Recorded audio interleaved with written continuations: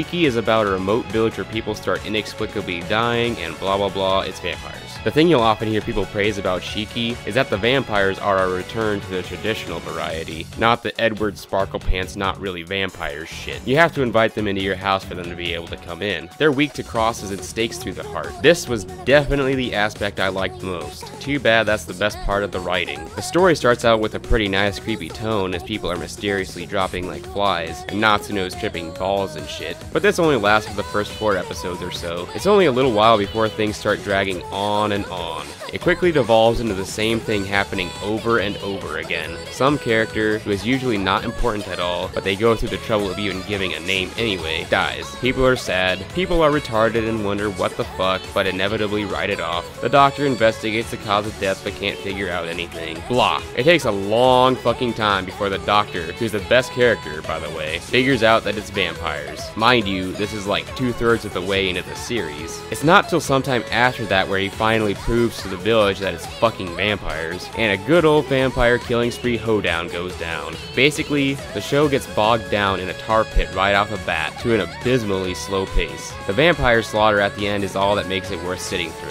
The show would have been much easier to sit through if any of the characters were sympathetic in any way. Essentially nobody has any depth to speak of. The vast majority of the victims that are killed or turned into vampires are worthless nobodies who exist only for that purpose, and there are a lot of them. One of the main characters is Natsuno, who starts off looking like a respectable character. He has a brain, and actually figures out what's going on pretty quick. He lets these 2 kids know, and tells them how to protect themselves. The respect that I got for him during this time, however, is destroyed by some pretty hilarious plot-induced stupidity. The big thing about his character is that he's generally cold and reserved and doesn't make friends with others, but he kind of befriends some nice guy. Fine, but Natsuno doesn't spend too much time with him before the dude turns into a vampire. Natsuno seems to be determined not to let vampires get him, but then he just starts letting the dude suck his blood. What the fuck? Their friendship wasn't even that strong yet. Yaoi fans, you can jump all over this one, because I can't even try to defend it. Another main character is the doctor, who's pretty fucking badass. When he captures his wife after she's turned into a vampire, he has no qualms with vivisecting her to test her healing powers, and driving a wooden stake into her to confirm his hypothesis. And he makes this epic face when he tricks the mistress of the house controlling the vampire invasion into revealing her vampirism in a public festival. They try very forcibly to make you feel sorry for the Shiki near the end. It didn't come across naturally. They play the sad music while Shiki watches others of their kind get butchered by oh so evil barbaric humans.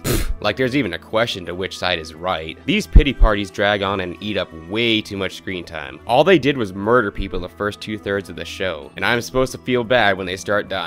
Haha, no. I will not feel sorry for the vampire that drags his screaming wife out of the house to satisfy his thirst. I felt sorry for Sunako, really, I did. Her backstory is sad, but she deserved a karmic death for what she did. Just because you were dealt an unfair hand doesn't make you justified in ruining the lives of countless others, just so you can continue living the shitty life you hate and feel guilty about living anyway. Let's face it, all of the vampires deserved to die. They tried to compare the humans' killing of animals for consumption to vampires, but it's a load of shit. Sorry, most of the world isn't nutty PETA radicals to compare the eating of animals to the eating of people. Vampires are parasites that feed off sentient, intelligent beings to live. They tried to evaluate it like it was one life for another, but the vampires need many lives to keep theirs, and they live indefinitely, like there was really a moral dilemma. This is the main aspect of Moroi, the final main character. He's a monk that sides with the vampires and helps Sunako escape the karmic death she deserves by murdering the guy who is about to take her out. He's quite daft and useless and pathetic and deserve to die. Shiki murder humans because they have to. Humans generally don't murder other humans because they don't have to. Those who aren't forced to murder humans are easier to side with. For me, it's that easy. If you give the Shiki free reign, eventually the entire world will become Shiki, and then there will be no one left to feed on. The Shiki will die of hunger. If one race had to be exterminated, I don't know who would exterminate humans over the Shiki. To not kill them, or to allow them to coexist will necessarily mean that more people will die, and force them to become murderers. To not kill them would give them license to kill us. The show would have done better if the Shiki had fought to their deaths instead of looking like they were defenseless innocents being slaughtered. Their portrayed victimization is far too forced and blatant for me to give half a shit whether they do or not. Anyways, oh, and this bitch has cow udders that I'm pretty sure get bigger as the series progresses. The main thing with her character is that she wants to see the city, which is only touched upon at the beginning, somewhere in the middle, and right before she dies. She's fucking annoying, and her death is one of the most satisfying deaths voice in anime I've ever seen, by the way. Fish Lips is fucking annoying too. His voice really is as annoying as it looks like it would be. Here, have an earful.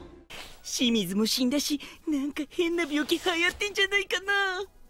He also shows up to someone's funeral and starts crying about not getting attention in front of the mourning family. Yeah, fuck this guy. He takes too long to die, too. All of the rest of the characters are pretty fucking stupid. They don't even try to figure out what the fuck's going on. They just blindly accept all of these mysterious deaths, and won't even consider the fact that it's vampires, until one is revealed before them all. The show is more character-centric, but the characters were largely flat, annoying, and unsympathetic. Art would have been decent if it hadn't been for the fact that the character designs are some of the most hideous I've ever seen, especially the hair. Seriously, how the fuck am I supposed to take characters like these seriously? Pretty much every female character, except the old ones, is as skinny as a toothpick and has enormous overinflated watermelons for boobs. Easily the best aspects of the art are the brief shots of the forest and the eyes. The characters' faces are done pretty well sometimes too. The animation is pretty poor and lazy. Character motions are pretty stiff and clunky. Most of the time, they don't do much other than just stand there. The best part is when they bust out the CGI, which is mostly used during creepy scenes. The sound was easily the best part of the show. When I was listening to the OST, I kept thinking the songs I was hearing were from Hellgirl, and then I found out why. The composer for both was Yasuharu Takanashi. That explains why it was so awesome and familiar. Several of these songs were extremely similar to ones from Hellgirl, especially Mitsugane, and the song Captured Town from Futakomori. The violin and cello and other string parts, as well as the operatic chanting and ringing of bells and chimes, are particularly similar. The soundtrack is perfect mood-setting music.